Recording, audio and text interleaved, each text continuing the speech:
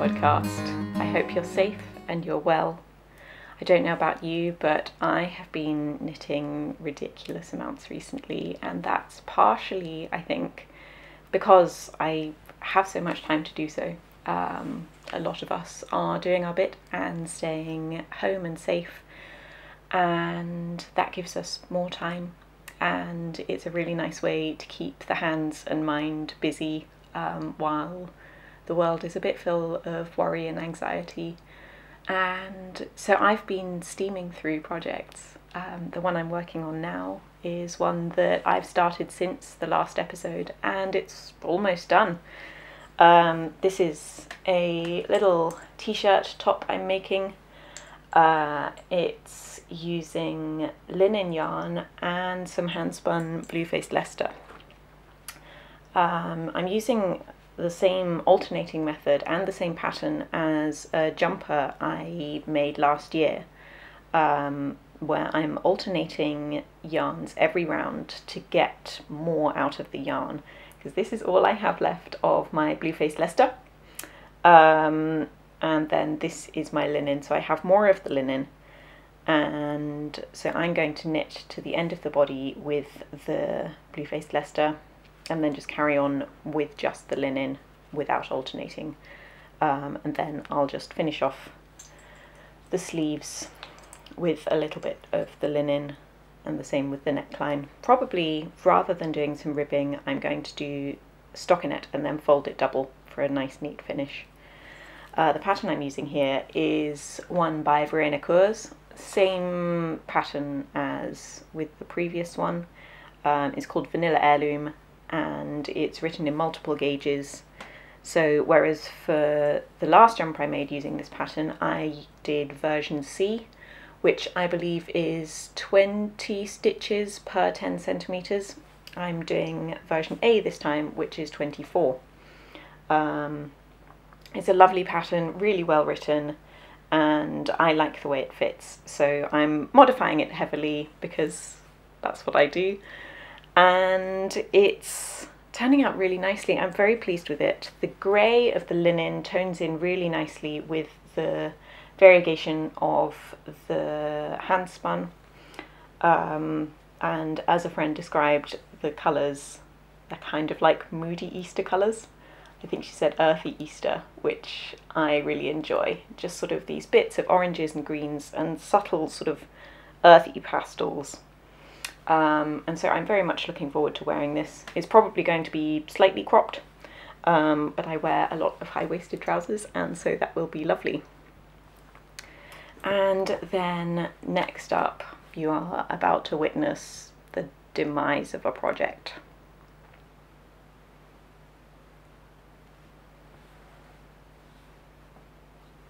So, as much as I love these socks, they have to go.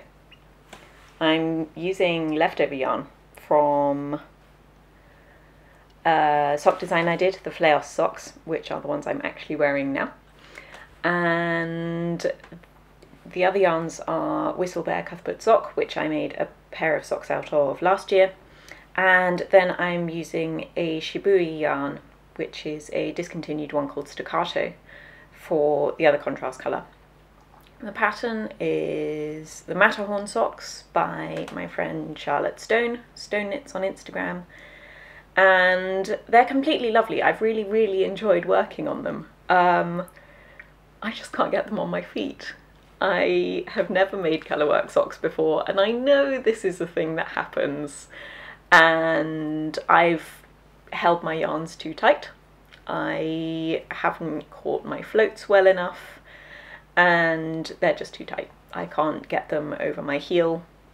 I don't know why I left it until I'd finished the gusset to try them on, but I've never done cuff down socks before, and I just thought they were going to be fine. Holding them like this, like there's a reasonable amount of stretch there. I started calling them my Mount Doom socks because despite them being called Matterhorn, the colour combination kind of looks a bit Mordor-y combined with the colourwork motif, and I just quite like how ominous they are, and I've been having nice chats with Charlotte about them. And so I'm just so disappointed that I'm going to have to rip them out. But hey ho, it wasn't to be, and I don't, obviously I don't like frogging things. I don't like feeling like I've wasted time, but in this case I don't actually feel like I've wasted time, because I am a fairly recent sock knitter and I'm still learning. There are certain types of socks that I'm very comfortable with. I consider myself an advanced knitter at this stage, but there are still things I haven't done. Colourwork socks being one of them. And even though intellectually I know a lot of the things one is meant to do, and that just sort of didn't translate into the way I was using my hands. So I'm going to rip these out. I've taken them off the needles now because I am going to cast on a new pair as part of Ruth of Raincloud and Sage's sock knit along, which I believe is called the Knit at Home Socks Knit Along. It's happening on Instagram. I will put links below. I'm going to cast on using some Annabelle Williams yarn, and I'm very excited about them. I have come up with a design because I like designing socks with the methods that I am comfortable with. Toe up, 2 at a time, stitch patterns, not colour work, not a heel flap and gusset. No like shade on Charlotte's pattern, because it is lovely, and it's entirely down to me as a knitter that my inexperience in this particular area has not led to a successful pair of socks. And at some point I will try the pattern again. I'm going to swap out this yarn because I think the Whistlebear, being heavily mohair based, it has very little stretch in it, and I think that is part of the problem. So I'm going to reconsider my yarn choices. I probably will still keep the orange and the dark grey together because I like how moody that is, and then I'll swap out the apricot and possibly choose something with a little more contrast, because I don't mind it being low contrast, but like this colour just is super nice. But I will go for something that might show up a little more and has a lot more bounce to it. And fingers crossed, when I get round to those, they will be happier than these ones.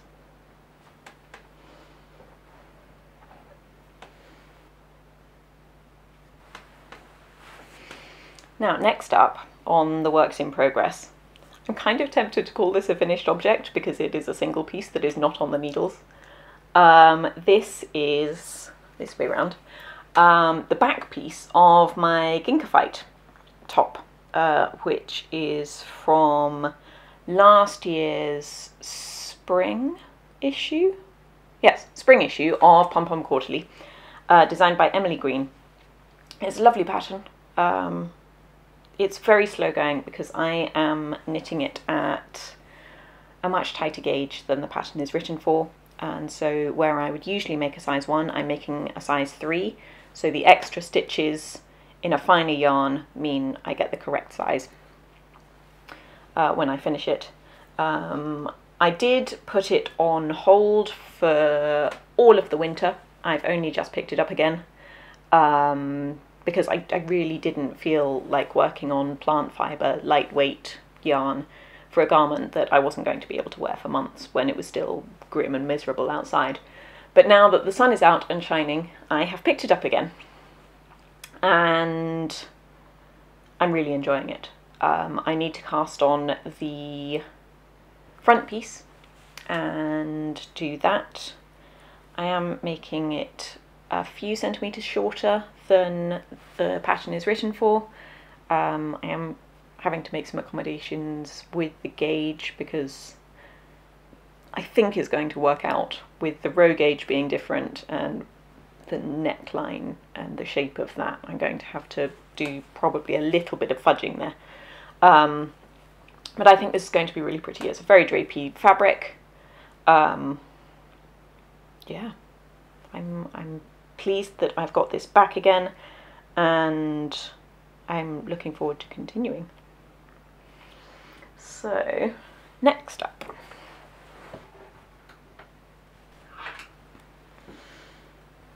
Now, this, you have seen this yarn before, And at the time, in autumn I think, I said that it was yarn that had previously been a design that failed and I gave up on it and frogged it.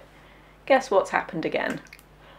I started a design, I got a way through and then gave up and frogged it.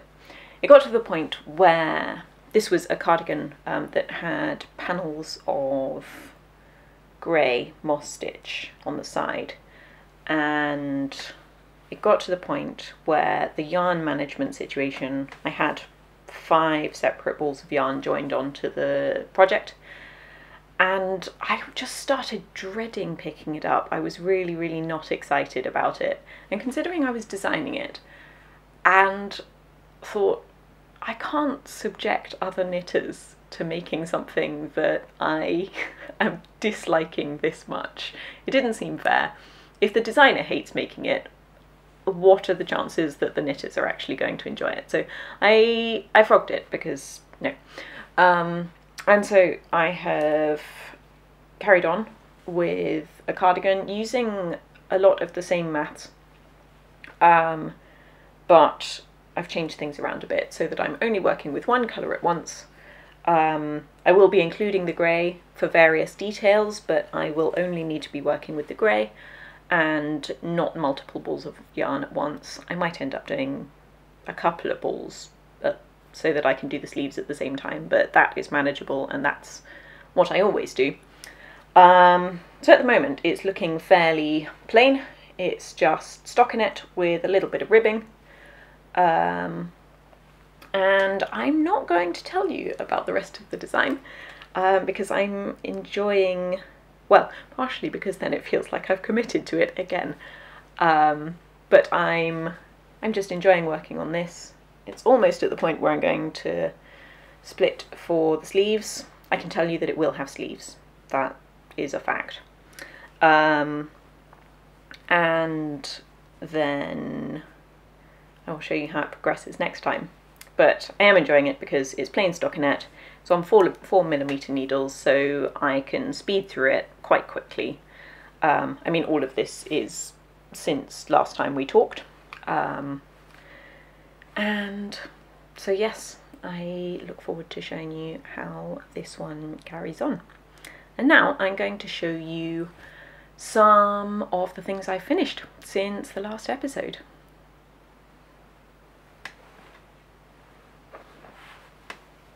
Now, if you watched last month's episode, you might remember that I spent a while going through my little box of scrap yarn, which is all the balls of less than 25 grams of yarn that I have left over from other projects or random little dye trials or little bits of test hand spun.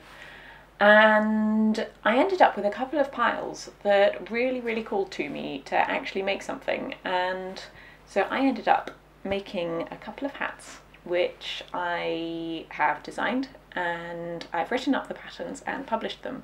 So these are both available now. So the first one is called Targa.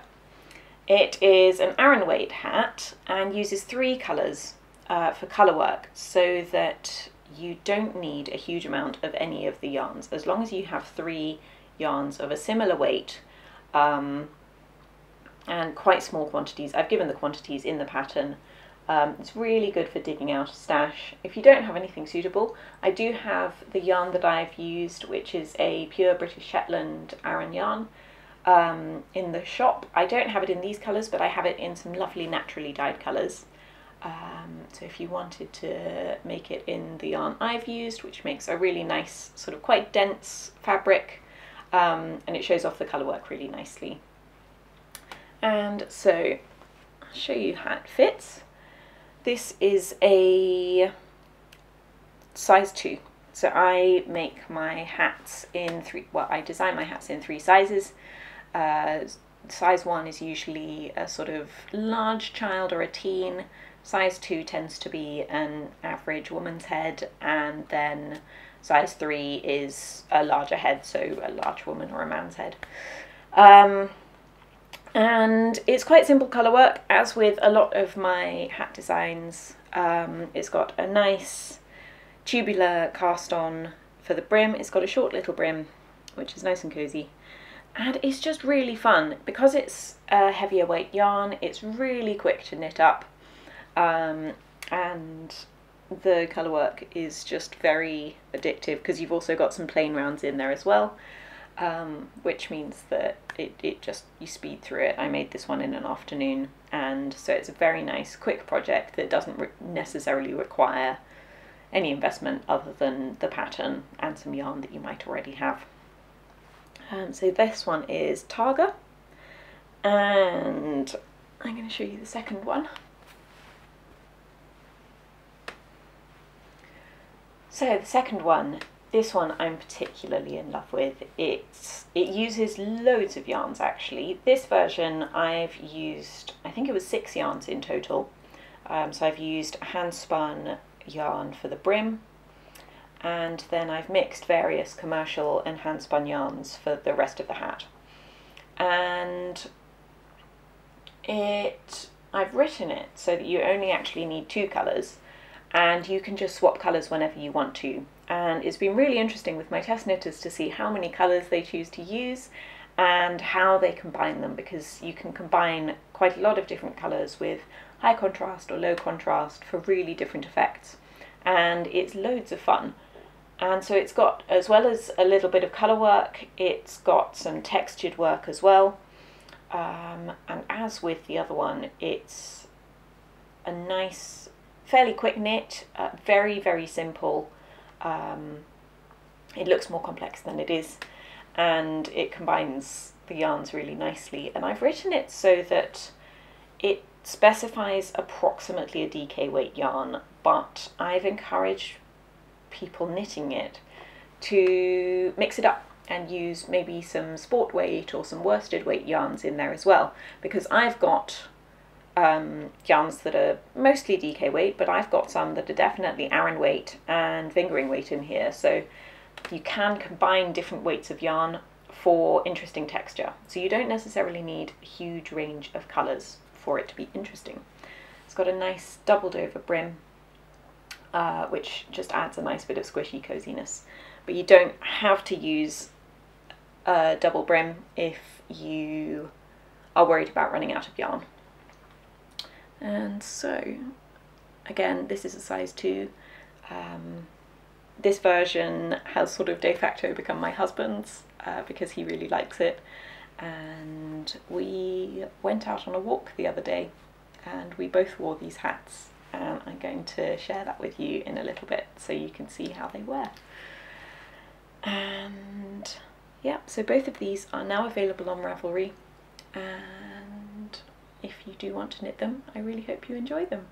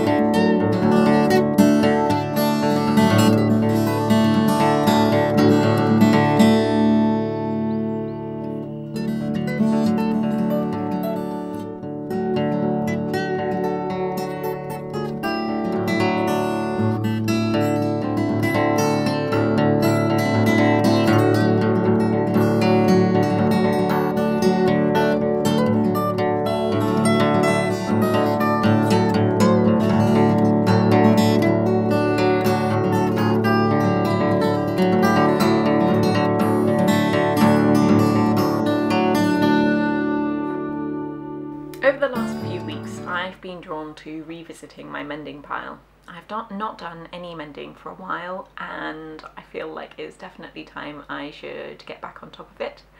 And this jumper is one that I've had waiting for a good long time, since probably the autumn, and I wanted to do a really nice job of darning it because the elbow had worn through.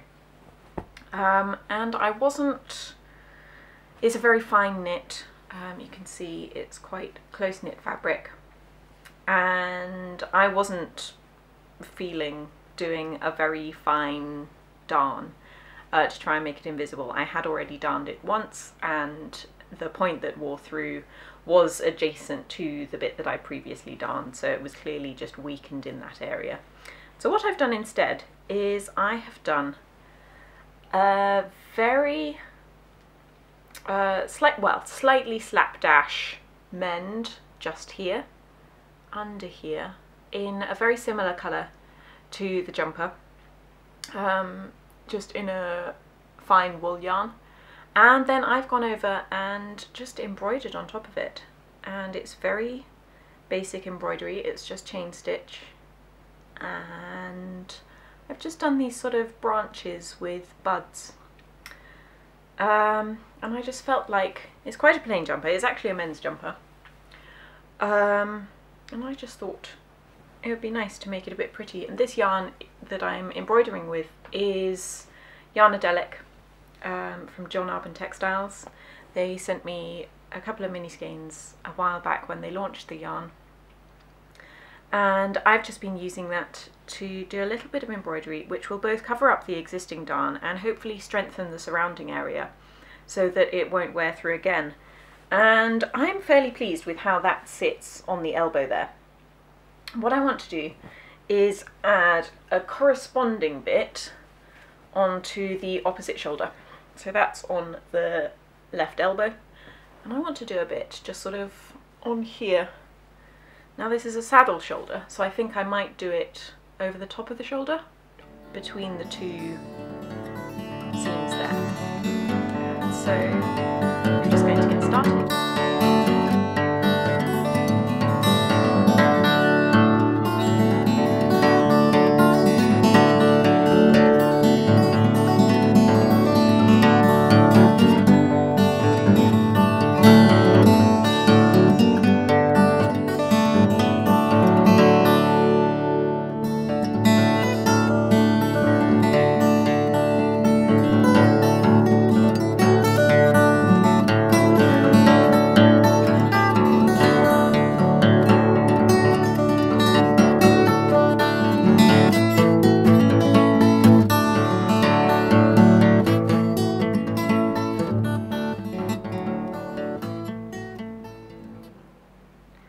So I'm going to start actually on the back corner here. So this is the neckline, and then this is one of the shoulder seams, this is the other shoulder seam. And I've tied a knot in the yarn.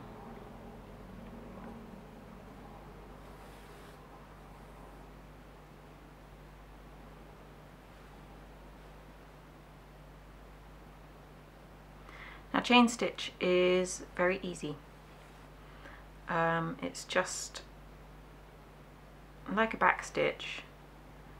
You simply go through each time in the previous hole that you made and wrap the yarn around the thread that you're pulling through.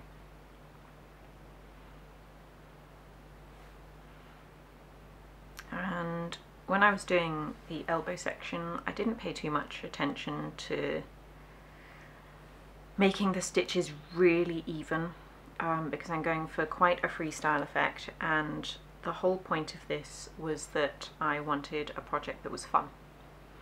Just something that I'm going to enjoy working on and enjoy the result of, but that isn't going to be perfect, because if you've watched before, you know that perfection is very rarely something I'm pursuing. I like to enjoy processes, and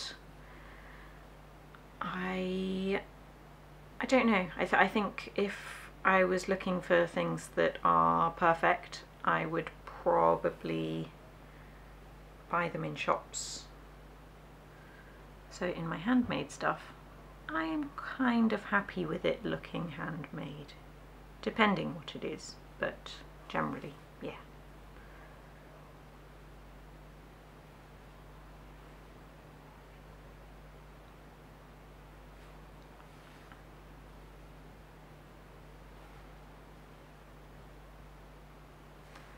So every few chain stitches, I'll add one of these buds, as I've just done there.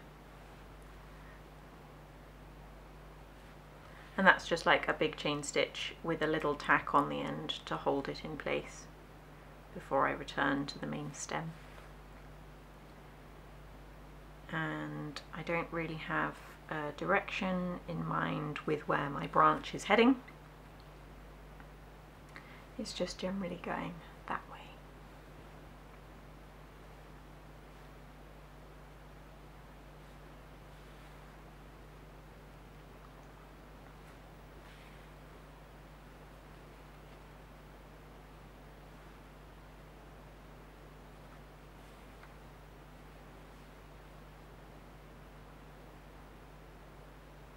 So with this main branch, I'm just generally following what will be the shape of the top of the shoulder on the jumper.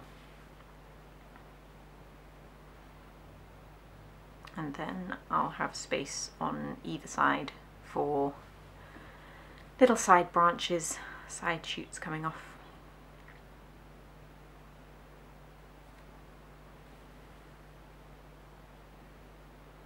And generally how I did it with the elbow embroidery was that I kept going with a single branch until I ran out of yarn, and then when I needed to join a new piece, because I don't like working with yarn that's too long, when I needed to join a new piece, I then just started in a new place. And usually with a new one I'll start it coming from a point that feels natural on the main stem.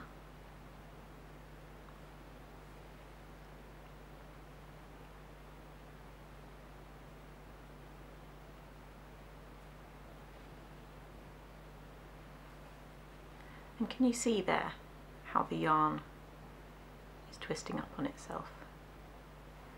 That's when it's lost some of its twist, and so it's unbalanced. So you can just let it go, let the needle dangle.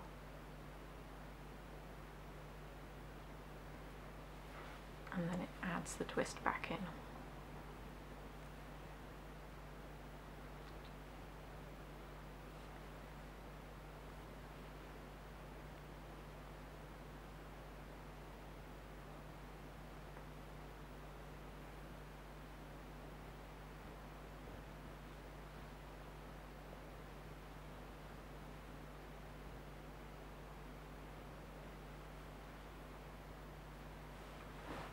And I like Chainstitch because it's very flexible. It's a pretty stitch that adds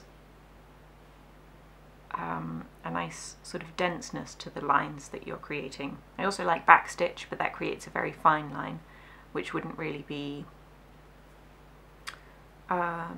bold enough to give the effect that I'm going for here. I considered doing little satin stitch leaves on here, but I'm atrocious at satin stitch. I really am. Satin stitch is the one that has all the little parallel stitches that form a solid area of embroidery, and when done nicely it can look beautiful, but when done poorly it it looks very amateur, and that is not what I was going for, at least with this. Yes, it's sort of got a rustic finish, but I still think it looks nice.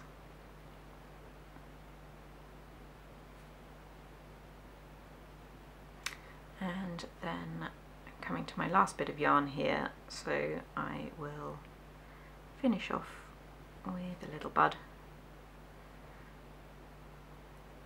Just go back in there and pull that through, and then once I've done all of them I will weave in my ends.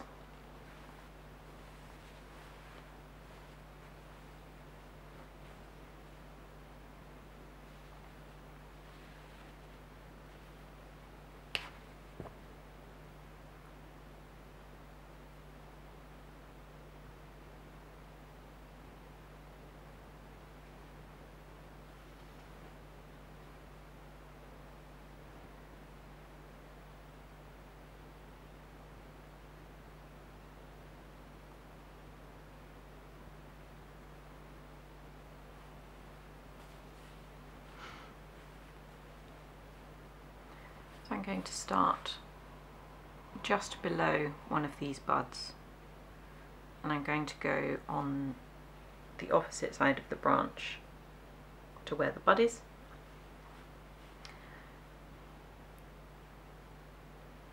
Because I found that that is a nice way to lay it out. I often find with work like this that I create little rules for myself. They're not ones that I create consciously or things that I actively decide to do. It's something that comes fairly naturally to me, but it's always interesting when I notice the things that I have decided to do. Like I would not be able to start a little new branch coming from below this bud on this side. That would be weird to me because it would end up being lumpy. You'd have a little cluster in there, which isn't what I'm going for. I'm looking for things to be fairly evenly spaced, not in an artificial looking way, but just fairly nicely distributed. And in the same way, I'm about to do a bud here, and I'm going to do it on this side of the line, not this side, because this side is more closed. So this is an acute angle, and this here is an obtuse angle. So I've got more space on this side for the bud. And then when I get up here, I'll have a bit more open space to do a bud over there. And it's just funny when you notice yourself doing these things unconsciously, but then they become conscious.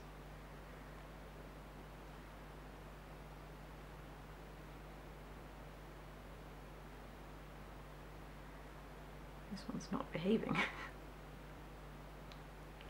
There we are.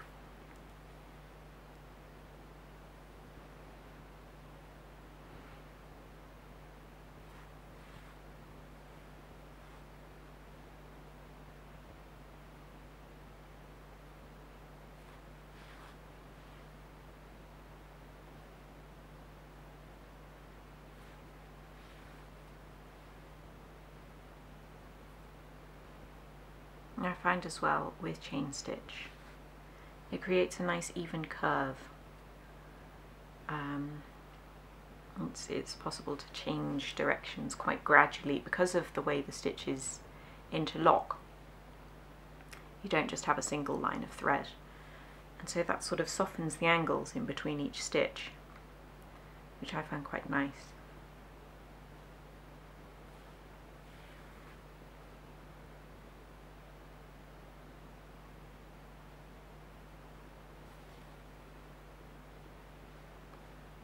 Pulled that one a bit tight. Out you come, friend. There we go.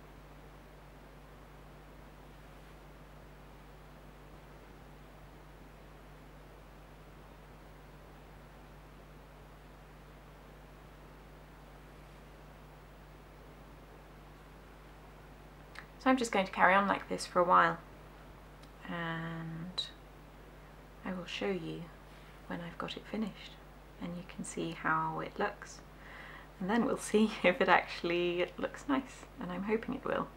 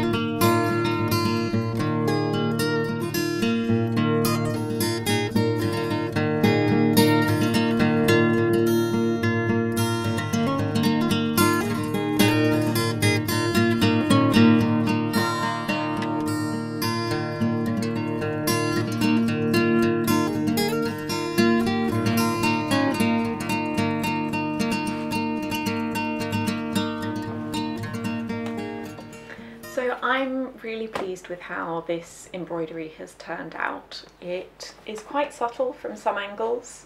If I just stand up, you can't really see it from the front, and you just have that little bit coming around the side. But then on the shoulder and on the elbow, I really like the way that looks. And I have more yarn, not loads, but some. And so I should have enough, if I want to do a little bit more, maybe across from the front of the shoulder here, maybe on the back, coming up from the hem. And it's a really nice meditative process. It requires very little thought, but just very slight attention. And that's my favourite kind of making, when you can just sort of get on with it.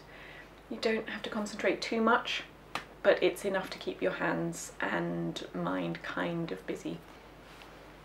So I'm going to chat a little bit about what is going on in the shop at the moment, and while I do that, I'm just going to wind up some skeins that I've got ready for a special event this weekend.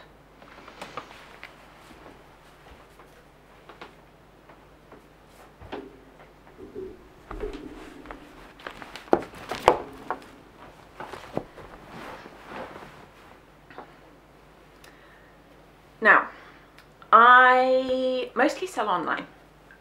If you've been watching for a while, you know that. I have an online shop.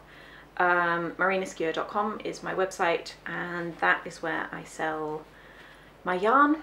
And then over the past couple of years, I've gradually started doing more and more events. And with the current situation, most of the events, almost all of them, have been cancelled, quite rightly so. And this weekend, in fact today, I was meant to be going to Wales for Wonderwool. I was going to be driving up with my friend Katie, and it was going to be a delightful time.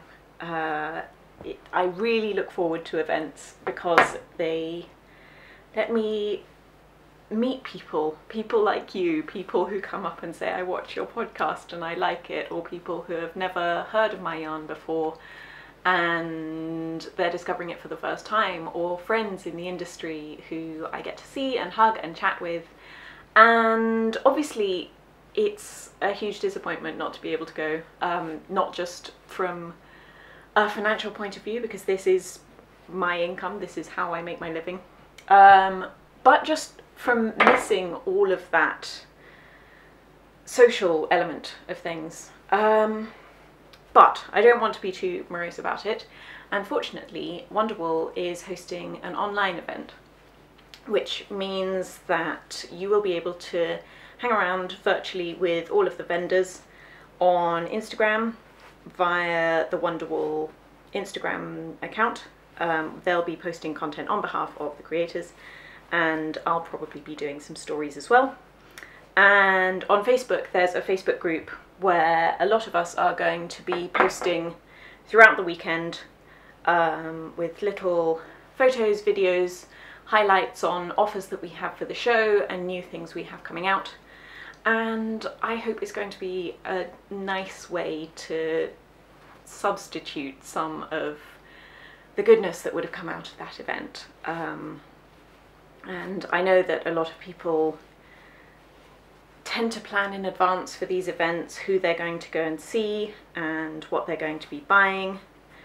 And this means that people who might not have been able to go for various reasons, whether you just are too far away or whatever, it means that you can now take part. So although it's not the same, it will be really nice, and I do hope that some of you come and join and see what we've got going on. And so I'm going to be putting some links below to the Wonderwool Facebook group and Instagram page so that you can check those out. So I've been dyeing up lots of Mendip DK, which is this yarn here. This colour is teal, and the one I was doing previously is sky. I really like these two colours together. I like to dye yarn in colour families when I can. Recently I've been dyeing up lots because of various projects that have been going on that mean that I needed to restock, which means that as of today, there is good stock of all the colours of Mend It DK and various other yarns in the shop. And so if you're able to participate in the Virtual Wonderwool, super. If not, you can just head over to my website now and see if anything takes your fancy. So I'm really hoping that this is going to be a nice weekend and that it will be a way to sort of hang out with some of my yarny friends. And if you're able to drop by on Facebook or on Instagram, it would be lovely. Come along and say hi. And if not, there's plenty of stock on the website.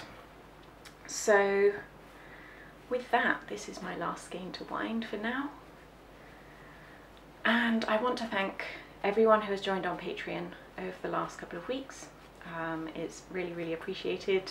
The contributions I get from Patreon really help to keep things going, and I really enjoy producing the extra content over there. I'm considering adding some extra little bits if there is interest, so please do go ahead to Patreon, where you can find out the details if you want to consider becoming a patron. And otherwise you can find me on Instagram, on Ravelry, and you can sign up to my newsletter in between those.